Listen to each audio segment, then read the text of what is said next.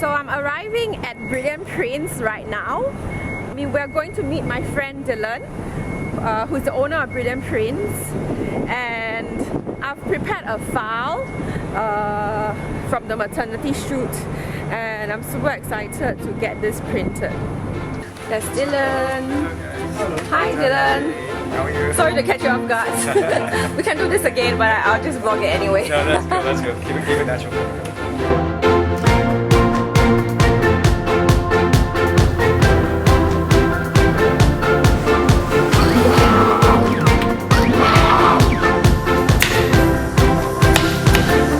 Today I'm on the X-S20 and the XC15-45 lens. It's featherless, it's weightless, so the entire combination makes a good vlogging tool for holding with your hands outstretched.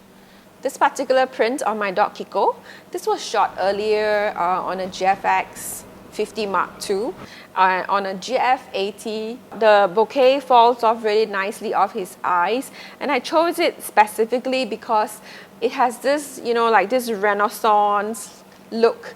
The tricky part is because it's black on black, I was really worried how the blacks would show up and whether it would sink in the canvas. So I actually upped this photo from my original picture 2 stops. Brilliant Prints additionally brought up the shadows so that the edges will be highlighted a little bit more.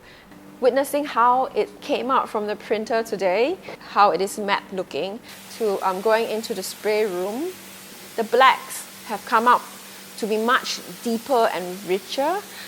Alright, so Mindy, what we've got here is the cured print after the drying process.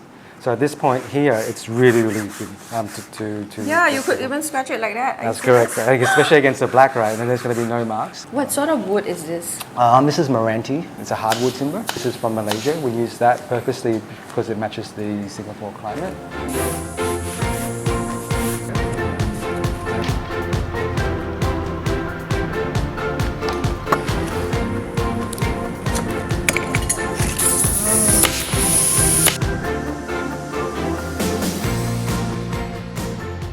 I'm vlogging on X-S20. I'm using 2 modes. One is the video function and the other is the vlog mode.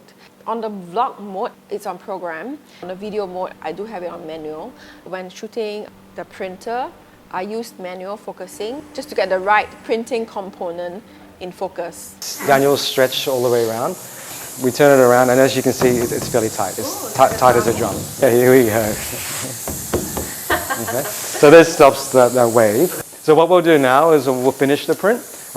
What we mean by that is we'll trim off these excess here, we'll tape it all the way around, and we'll put the hanging wires across. So what I'll do, Mindy, is I'll wrap up your print for transport home. It's important to protect the work, to protect the art. Here we go. Mindy, this is for you. Thank you, Dylan. It's really nice to have a relationship with just one regular printer because you get to know their paper stock really well and they get to know your aesthetic preferences as well. So I've emailed Brilliant Prints a file from the maternity shoot that we did earlier that I want to print on fine art paper.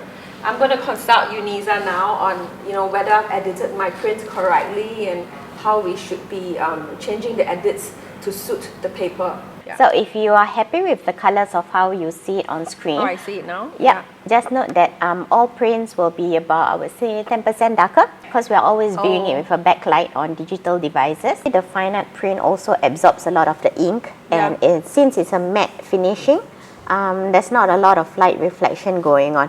One more question, Uniza. Sure. Your screen is calibrated and my screen is also calibrated, but it may be different calibrations. Correct. And then so when I'm editing it at home, before I send it to you, how do I reconcile that difference? One would be actually offering you our ICC profile so that you can actually view your image using our profile. Another method is what we always recommend would be do some test prints before you actually go ahead with the final print. Not because that you cannot proofread properly at home, but printing one image across different medias vary quite a bit. For example, our photo paper, it has a blue undertone comparing to a fine art which is a bit warmer.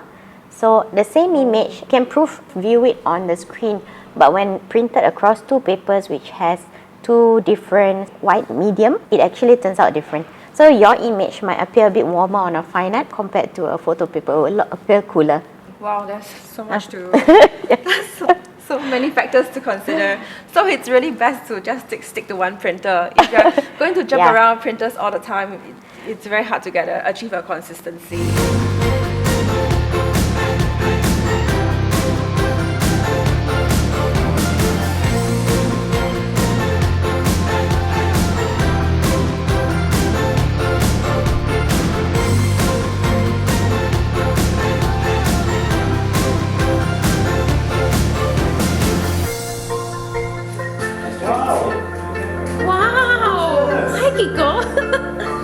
Oh my god! Gorgeous! Oh my god! You gonna come out? Yeah, I'm on. Entering a dark spot. Yeah. Oops. Alright, say hi guys to Wi-Fi.